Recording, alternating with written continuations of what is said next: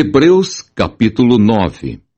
Os sacrifícios do santuário, por causa de suas imperfeições, deviam repetir-se, mas o de Cristo é único porque é perfeito.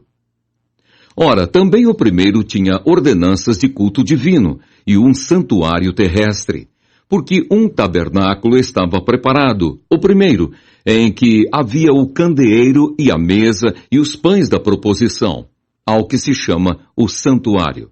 Mas depois do segundo véu estava o tabernáculo que se chama o Santo dos Santos, que tinha o incensário de ouro e a arca do concerto, coberta de ouro toda em redor, em que estava um vaso de ouro que continha o maná e a vara de Arão que tinha florescido e as tábuas do concerto. E sobre a arca, os querubins da glória, que faziam sombra no propiciatório, das quais coisas não falaremos agora particularmente. Ora, estando essas coisas assim preparadas a todo o tempo, entravam os sacerdotes no primeiro tabernáculo, cumprindo os serviços. Mas no segundo, só o sumo sacerdote, uma vez no ano, não sem sangue, que oferecia por si mesmo e pelas culpas do povo, dando nisso a entender o Espírito Santo que ainda o caminho do santuário não estava descoberto, enquanto se conservava em pé o primeiro tabernáculo, que é uma alegoria para o tempo presente, em que se oferecem dons e sacrifícios, que quanto à consciência não podem aperfeiçoar aquele que faz o serviço, consistindo somente em manjares e bebidas e várias abluções e justificações da carne, impostas até ao tempo da correção.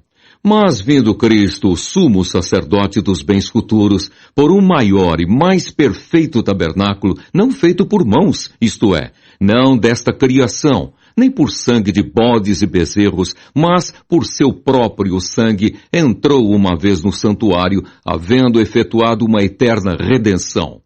Porque se o sangue dos touros e bodes e a cinza de uma novilha, esparzida sobre os imundos, os santificam, quanto à purificação da carne, quanto mais o sangue de Cristo, que pelo Espírito Eterno se ofereceu a si mesmo, imaculado a Deus, purificará a vossa consciência das obras mortas, para servirdes ao Deus vivo. E por isso é mediador de um novo testamento, para que, intervindo a morte para a remissão das transgressões que havia debaixo do primeiro testamento, os chamados recebam a promessa da herança eterna. Porque onde há testamento, necessário é que intervenha a morte do testador. Porque um testamento tem força onde houve morte. Ou terá ele algum valor enquanto o testador vive?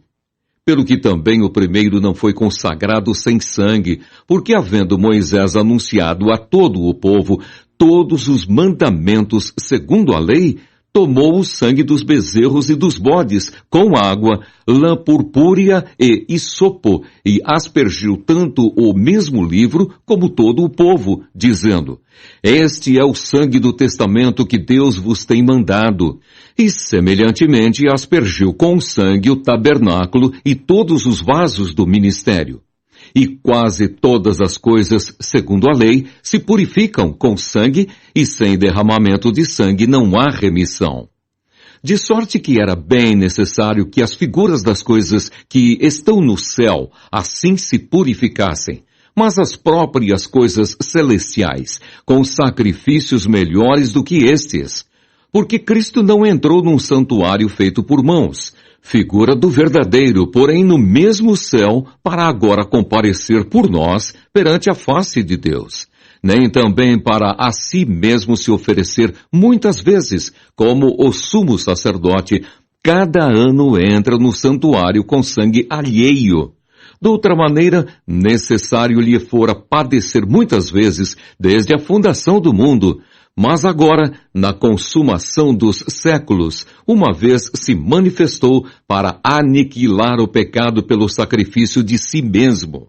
E como aos homens está ordenado morrerem uma vez, vindo depois disso o juízo, assim também Cristo, oferecendo-se uma vez para tirar os pecados de muitos, aparecerá segunda vez, sem pecado, aos que o esperam para a salvação.